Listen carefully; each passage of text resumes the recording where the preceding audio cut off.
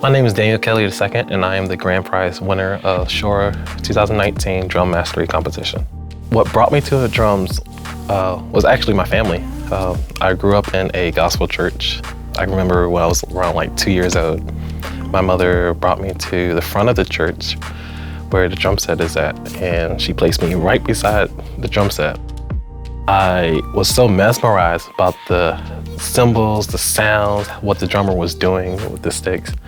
And after service that Sunday and throughout the week, I went back home. I took out all of my mother's pots and pans, got some metal spoons, wooden spoons, a spatula, one of those whisk things, and built my personal drum set. I had pots and pans as drums, had the lids as cymbals. Eventually, my mother and father saw that I had a passion for drums, and they wanted to buy me a drum set. Ever since then, I traveled through the music life from that age to elementary, to middle school, to high school, to college, to military bands now to like the professional musician gig right now. My approach to miking really didn't come into play until I came into college. And I started to see other drummers like Berkeley drummers or military band drummers, even local drummers around here. I went to Shenandoah Conservatory, and as a jazz studies major, they're teaching the student to be more well-rounded musician in this world. So they give you ear training, they give you sight reading, conducting, on top of your jazz.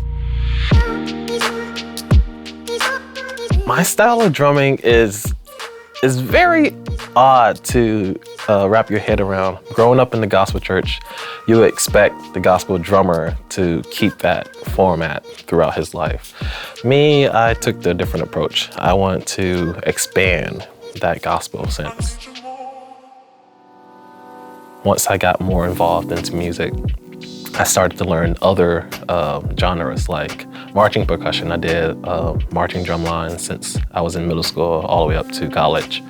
Latin percussion, world percussion, jazz definitely, classical, musicals, and I put all those nitpicky, or would I say genres or sense of playing into one, and then you get me. What led me into this contest was one day I was scrolling through Instagram and I was just going through my feed and I just see Shure ad up there. So I was reading it and I thought it was gonna be great. I was like, okay, this is cool. So every day I was like on the website trying to check and be like, okay, I need to get these votes in. Once I have 50 votes, I was like, yes. Then out of nowhere, I get this email from Shure saying, congratulations, you got past the 50 mark. That was amazing. But then I was the country winner for the United States. Then I get this other email, another mail from them. Congratulations, you are the grand prize winner of, I was like, I couldn't believe it. I screamed to the top of my lungs. I think the next door neighbors came to my door saying, are you okay, are you okay? It was a dream come true. When I heard that I was going to London, I was thrilled, ecstatic. I'd never been to London before. Having the opportunity to work with Ash soon, it's still a dream come true. Like getting that extra push into my career.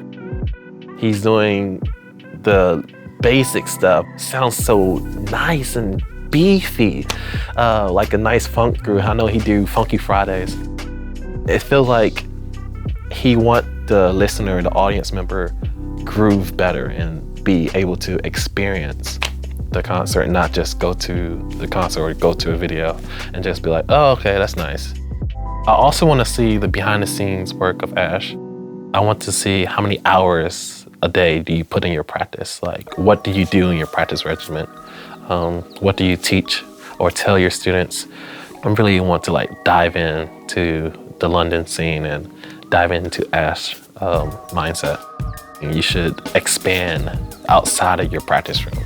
Like the world is your practice room. The world is your stage.